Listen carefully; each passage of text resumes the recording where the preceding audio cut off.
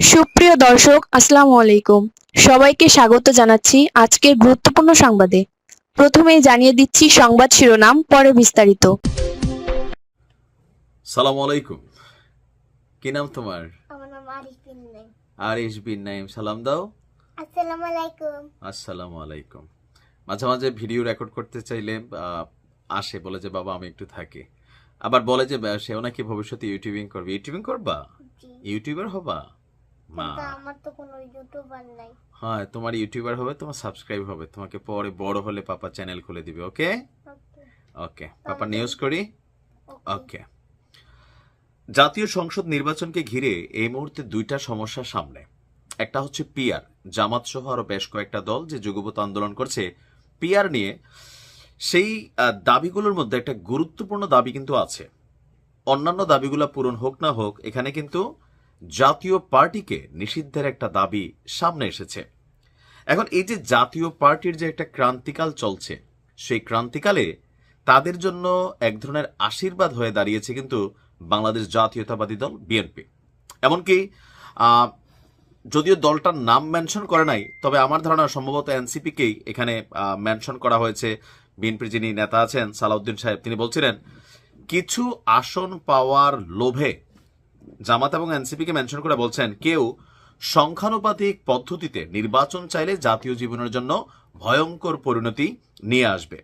এরপরে একটা বক্তব্যের যখন সামনে আসলো যে জাতীয় পার্টি এবং 14 দল নিষিদ্ধের যে দাবি, বিএনপি মনে করছে নির্বাহী আদেশে এই রাজনৈতিক দল নিষিদ্ধ করার যে পরিণাম ভবিষ্যতে ভয়ঙ্কর চর্চায় রূপ নেবে। এটা কিন্তু বাস্তব। বিএনপি কথা কেন বলছে যে ধরেন একটা দল বাংলাদেশে কখনো টানা ক্ষমতায় থাকে না, আওয়ামী লীগ এদেশ থেকে নাই হয়ে যাবে, এটা আসলে বিএনপিও বিশ্বাস করে না, জামাতও করে না। এখন যেটা সেটা হচ্ছে রাজনৈতিক প্রভাব প্রতিপত্তি বা সরকারে যারা আছেন তাদের মাধ্যমে কিছু কাজ আইন করে করা যাবে, কিন্তু পরবর্তী সময় এগুলা থাকবে না, টিকবে না। এরপরে যখন আবার আওয়ামী লীগ আসবে, তো তারাও তো অনেককে নির্বাহী আদেশে এরকম নাই করে দেবে। এখন জামাত কেন চাইছে? জামাতকে কিন্তু আওয়ামী লীগ টেকনিক্যালি নির্বাহী আদেশ দিয়ে কিন্তু জামাতকেও নিষিদ্ধ করে ফেলছিল। তো জামাত কি রাজনীতি করতেছে না? তাদের জনপ্রিয়তা কি কমে গেছে? কমে যায় নাই, বরঞ্চ অতীতের তুলনায় শক্তভাবে এখন কিন্তু তারা রাষ্ট্র ক্ষমতায় যাওয়ার জন্য প্রস্তুতি নিয়েছে এবং কি মোটামুটি তাদের জয় জয়কারও আছে। তো বিএনপি মনে করছে যে এই মুহূর্তে এরকম নির্বাহী আদেশে রাজনৈতিক দল নিষিদ্ধ যদি করা হয় তাহলে ভবিষ্যতে সেটা খারাপ হবে। আর নির্বাহী আদেশে যদি রাজনৈতিক নিষিদ্ধ করতে যায় রাজনৈতিক দলগুলোকে, তাহলে আওয়ামী লীগের সাথে যুক্ত 28টি দলকেই নির্বাচনে কিন্তু নিষিদ্ধ করতে হবে। তাহলে নির্বাচন কাদের নিয়ে হবে? এটার উদ্দেশ্য এমন হতে পারে যে নিজেদের অতিরিক্ত সুবিধা নিতে আন্দোলনকারীরা আরো দলের নিষিদ্ধের দাবি জানাচ্ছে। এতে জাতীয় ঐক্য বিনষ্ট হবে, আর এই সূত্র ধরে পতিত শক্তি মানে আওয়ামী লীগ সুযোগ পাবে। তো বিএনপির স্ট্যান্ড কি? নির্বাহী আদেশে রাজনৈতিক দলের নিষিদ্ধ চায় না বিএনপি, এবং এই বিষয়ে বিচার প্রক্রিয়া নির্ধারণ করা উচিত।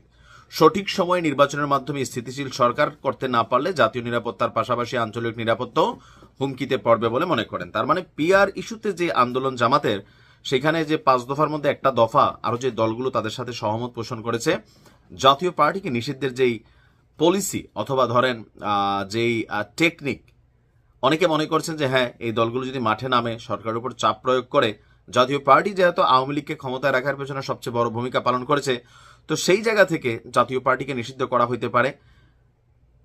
তো এই ক্রান্তি লগ্নে জাতীয় পার্টির বিএনপির এই সাপোর্টটা তাদের জন্য মেঘ না চাইতে অনেকটা বৃষ্টির মতন। কিন্তু তো দেখা যাক আসলে কি ঘটে। রাজনৈতিক পরিস্থিতি খুব দ্রুত পরিবর্তন হচ্ছে। ভালো থাকুন। আসসালামু আলাইকুম।